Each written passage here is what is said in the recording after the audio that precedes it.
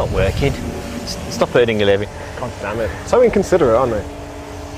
About the Gen 2 Tuono. Do it again. Thank you. You can see it looking at me going. You can see it looking at me going like, that was rubbish. Do it again. Okay. Outtakes.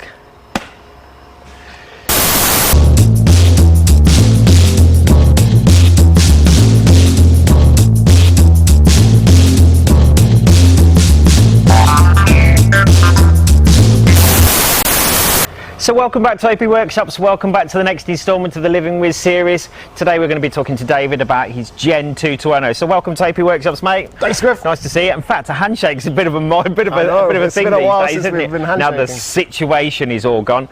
So welcome, mate. Thanks very much for giving up some of your time to come and help us out. Absolute pleasure. So we've seen this bike before, haven't we? We've done a little bit of work on this bike. Tell us a little bit about this bike, because I believe this was your first bike, wasn't it? First bike, passed my direct access during lockdown, took a little bit longer, everything got cancelled. I've always liked Aprilias, so I'm that sort of age that I remember when Aprilia came into World Superbikes, so for me, Superbikes is Aprilia. Yeah, absolutely. I'd always wanted one, Tuono for the road rather than the RSV. Is there a reason why you went for a Tuono over an RSV? Because this whole series is about a Living With series. Yeah. Now you're quite a tall dude. Okay, Correct. so basically, did you go for the Tuono because of that, or was it the looks? I think it was. I think if I was choosing on looks, I would have gone with the RSV. Okay. I think it was more of a road manners type thing. You know, people always say, "Oh, the Tuono for the road, RSV for the track." Yeah. And that's what I was swayed by, really, because I don't know any better. I've not been riding long enough. That's fair one. You know, that's a fair one. Your opinion is just as relevant as everybody else's. You know, it's comfortable. Saddle position's nice. There's not lots of weight on the wrist if you're squeezing with your knees. You know, it's all right. But I think maybe I'll get an RSV later. An RSV later. Add it to the stable. Just because obviously you'll be keeping this one and then adding something else to it. I think this I'll keep for the rest of my life. Yeah. It's a price that I don't. If I ever get to the dire straits where I need to sell this, things have gone bad. Yeah. You know, so you know, I'll keep this. And at this point in time, these things are a bargain, aren't they? Absolute bargain. Again, like I said, this is all about a Living With. So buying one of these at this point in time, if you do your research properly, you'll buy one of these. It'll look after you for the rest of your days, 100%. Won't it? Literally, because the prices of these bikes have kind of dipped quite a lot, haven't they? And I don't think this will be worth any less than I paid for it. Absolutely, I absolutely agree. So, first impressions as somebody that's got onto a bike, was it? Does it look after you? Is it a bit of a beast? Is it cumbersome around town? Tell us kind of what you feel about. So obviously now you're new to it. Then well, you're not actually new to it anymore, are you? You've kind of done this for a little bit. So a few months now, so I'm quite comfortable with the bike now. But when I first bought it, you know, I had to drive, go to fetch it, and then ride it back about 40 miles, and it was in the rain. So I'd gone from a Yamaha MT-07 that I did my DAS on to a 1000cc sports bike, 130 something horsepower, in the rain, brand new bike to me, had never ridden it before, and I was nervous. I was nervous. But honestly, if you keep it under 5,000 revs, it's an absolute pussycat. Yeah. And I trundled home, and I'm like, I don't know what I was scared about. Okay, that's brilliant. It's really kind of one of those things that, like, it's comfortable. Yeah. If you keep on, the throttle goes both ways, I think, it's a praise, isn't it? If you wring its neck, it'll fly to 100 miles an hour. Yeah. But if you're sensible, and I'm touch wood, I'm at the age now where I've gone past the crazy younger years where I want to go fast everywhere. You know, if I want to go fast, I can go fast. If I want to trundle around, I can trundle around. Absolutely. So it'll do everything. You're quite happy with it, then you're going to keep this for the rest of your days. Yeah. And it handles a lot better since you guys fixed the fork seals. Thank you very much. Thanks very much. Well, nice one, mate. Thanks again for coming to see us. I really appreciate it. We're going to go for a little road test now and sort of give you a bit of a road manners update from us. So we'll be right back. Okay, so welcome to the road test section of the Living With series for the Gen 2 Tuono. I really appreciate David coming down and lending us his bike. I've ridden, I don't know, dozens and dozens of these bikes, and they are they're just amazing. So this is going to be a bit of a pleasure for me, a bit of a guilty pleasure. I've got a little bit of an affinity with the Gen 2 bike. I kind of I really enjoy them, and I really enjoy working on them, and sort of my history with them, it goes back a long way. So I'm going to stop rattling and talking like an idiot and get on with it. So we've been doing RS660s and V4s and all manner of massively quick bikes and that kind of stuff. So we're going back to hugely quick VTwins. So kind of I have to confess to being a bit of a VTwin fan myself. They've kind of come from I've come from, if you imagine, two strokes in the sort of 80s and 90s. So having to dance around on engines and gear levers on two strokes, we've got and we get back to riding a VTwin, a 1000cc 4-stroke VTwin engine. These are fantastic. So living with them. The one thing, there is a little bit of a criticism on one of these ones before we get going too far. They're not absolutely amazing. They don't do absolutely everything. The steering lock on them's a little bit restrictive, but you kind of work around that. It's not a big problem. Tyre size is 180/55, 120/70 or 190/50. You can get a 190/55 in the back there. I've seen some people get that, but you can have a little bit of a situation where you're going to get chain tyre interference, that kind of stuff. These bikes are quite well balanced once they're up and running, but the high bars help pushing it around. So if you're not 100% sort of confident in pushing a bike around, then wide hard bars help, that kind of stuff. They're not heavy, they're quite light, well balanced. They are sort of, that kind of thing makes them really nice and easy to live with. Monetary wise, that's something that somebody said to us when they were watching these films. They said, you don't mention any money on them or residual values, and you know what, they were absolutely right. So these bikes, I think we were speaking to David about it a little bit earlier on, and he said he's never going to lose money on this. So he's bought it, and basically what he's going to do is, the longer he keeps it, the residuals are kind of coming back now. It's all starting to come back, and it's all starting to sort of go up again. They're starting to become quite desirable, quite collectible. So anyway, let's stop rattling and talk. Like I said, this one's got an Oberon slave cylinder on it. So this one, the clutch is quite light on this one. These are available in the shop if you want to go and have a quick look on our website. So let's go for a ride and see how we get on. That nice light clutch, the V-twin sound, yes. So it's kind of an emotional thing for us. I do like the V-twin. I'm a fanboy, I admit it. I'm an absolute fanboy. So I'm one of those guys that will sit and sort of rattle on about V-twins. It's a bit lumpy low down, but you know what? Show me a bike that isn't at that kind of engine RPM. Okay, let's see if we can get traffic clear. That's lovely. Thank you very much. Little bit of traffic there. Let's. So the wide bars thing, straight away, as soon as you sort of the first corner, as soon as you go around when you're actually sort of up and running or over 15 miles an hour, the first thing that sort of sits up and talks to you is the fact that we've got high bars on this bike. It's so comfortable and so easy to ride and so natural and neutral. Let's put the lid down so you can hear what I'm saying. It's so neutral and so comfortable, and it kind of, for me, it feels really sort of, as it's how do I describe this? There's people a lot better at describing this than I am.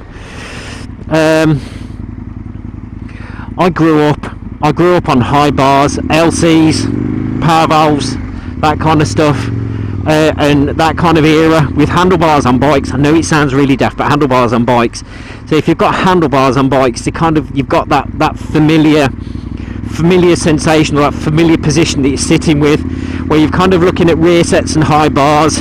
So that really makes me feel kind of Hi honey, I'm home. Hi honey, I'm home. That kind of thing. I like it. I really do like it. But this,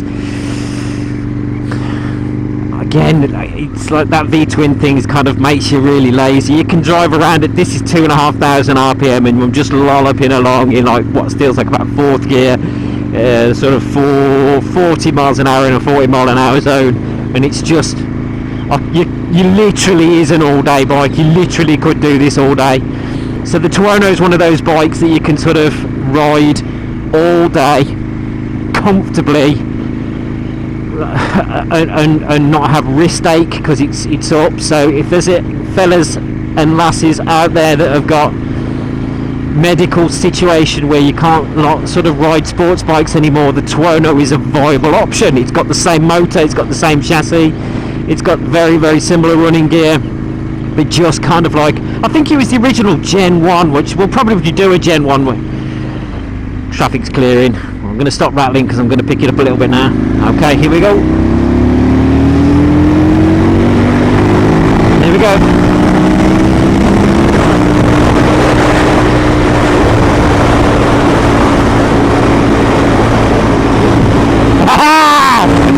Hey honey, I'm home! Yes! I love it! So basically the Tuono is just a friend of mine, Simon. I'm sure Simon is one of our subscribers. Hi Simon, if you're out there. Simon used to run an Aprilia dealership in Stafford. Simon came up with a phrase called the Tuono grin. Now, the Tuono grin basically is it's what a Tuono does to you. It makes you grin like an idiot because basically they've high bars. That engine is absolutely unique.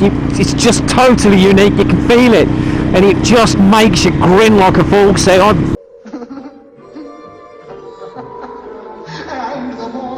dare you to get off one of these. I challenge you to get off on one of these and not grin like an idiot. Challenge accepted. Because that's what it's all about. If you've got a bike that can make you smile, a Tuono will do it. That's it. The engine's kind of grunty. Now we were talking about, what was it we were riding the other day, and I thought, the SP. We was riding an SP. The SP basically short stroke engine. Okay, so basically what happens was the short stroke engine doesn't have quite as much grunt. Now this bike's got the grunt, and now since I've ridden that SP, I haven't ridden a VTwin. So basically I'm back to that mid-range punch, which is kind of, I think, is that the bit that makes you lazy? I think it might be.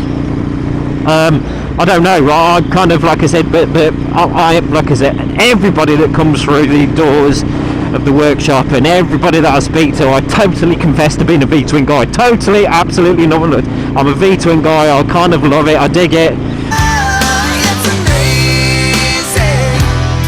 And as a road bike, this bike's just epic because it's comfortable.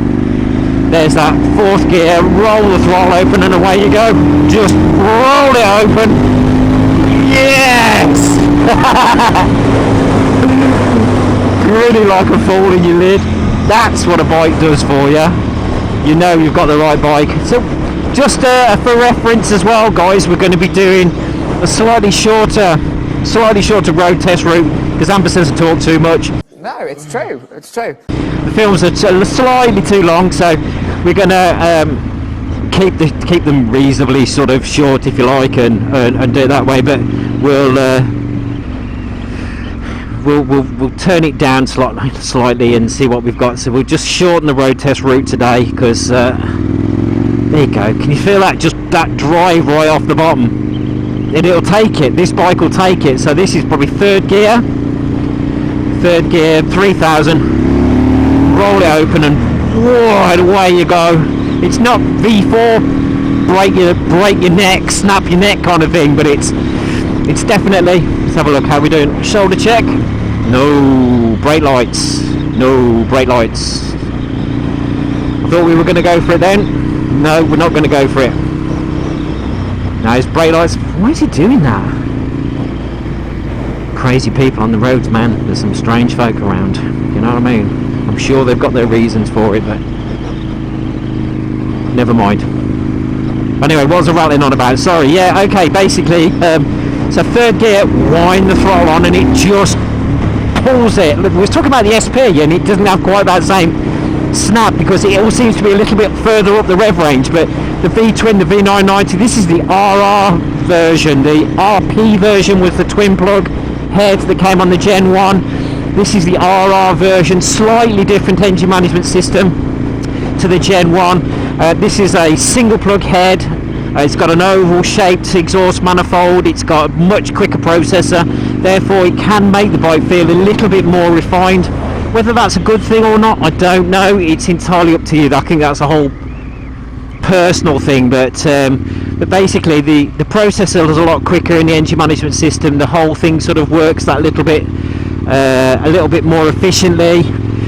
A quick sort of see if it can make you see if it helps you understand. Basically, if you have a look, the engine management system on a Gen 1 gets a reading from the crank position sensor every 60 degrees of crank rotation. On this bike, it gets a reading every 10 degrees of crank rotation. So basically, it's a lot more of a complicated engine management system, or a lot more of a complicated map that you can use to refine this fuel in. So above 2000 RPM on this, you can feel it. It is much smoother than the Gen 1. But is that a good thing? I don't know. Like I said, it's a personal preference thing. There isn't a straight answer to that, because it's an opinion. So I actually love the Gen 1s just because it's the original bad boy. But I love these, like I said, because I've got a bit of an affinity with these anyway. So it's kind of good. The seat height is slightly excuse me. The seat height is slightly lower on this bike and these bikes than it is on the Gen 1. So anybody that's struggling with sort of seat height or something along those lines, possibly try a Gen 2. Wind the throttle on 4th gear and it just goes. That bit I kind of like. So let's go and have a quick hustle around this corner. Let's go! So after that little bit of a hustle, and I've had to readjust the camera a few times. I'm sorry if it seems like we're all doing this and all that kind of malarkey, but you know, I'm sorry, not that sorry. Still, that's okay. So it's 130 brake horsepower. It's not overwhelming. V4 is 170, 180 brake horsepower. That's a lot. It's a heap of power. The problem you've got is that if you're anything like me, you feel like you've just obliged to smash its head in wherever you go. It's a lot of power and you can get into a lot of trouble very quickly, whereas this is 130 brake horsepower. It's very usable. VTwin Power, so it's all through the middle. Okay, these bikes, don't over rev it. You'll break it if you over rev these engines. That's not what they're about. So use that mid-range, change gear at around 7,000 and it just pulls like an absolute train. All about that mid-range. So living with this bike as a daily just makes far more sense to me, to be honest with you. This is a refined version of my absolute favourite bike, which is my Tuono Racing. I've got a Gen 1 Tuono Racing, and it's kind of like a refined and smoother and better in inverted commas version of that particular bike. I don't know if it's better, different, certainly more refined. So yeah, better it is. Do you know what? But I don't mind that. That's cool. And like I said, that's not a criticism in any way, shape or form, and neutral at a standstill. David, you are a lucky man. You're a lucky guy. We've worked on this bike to make sure we get it right for him though, because he's a top bloke. He's fairly local as well, so that just means that we get a lot to spend some time with him, which is brilliant. Really, really good. So we're nearly back home. You don't have to put up with me for much longer. Okay, so living with this bike on a daily basis.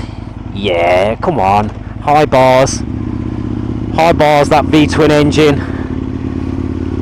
engine, which is tractable. I don't know what that word means, but I like it. It's smooth down the bottom end. This is 3,000 RPM, 2,500 RPM, and it's just rolling along just nicely.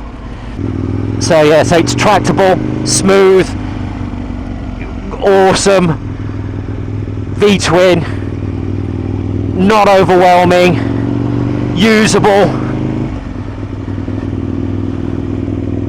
For me, I truly believe probably one of the finest road bikes. Thank you. Probably one of the finest road bikes that that have ever been produced. Just flip flop from side to side. The 180/55 tyres on these works amazing, and they're cheap enough to ride, cheap enough to buy. So look, if you ever need any information on these bikes, please feel free to get in touch. You can go on the website, all the technical manuals there, spare parts are all there. You can go and have a quick look at that, no dramas whatsoever. www.apworkshops.co.uk. We've got any technical questions, we've got vast amounts of experience with these bikes. You can get in touch with us. Like I said, you can email us sales@apworkshops.co.uk. Like I said, the web shop's open. Thank you very much to everybody for all your support, continued support. I really appreciate it.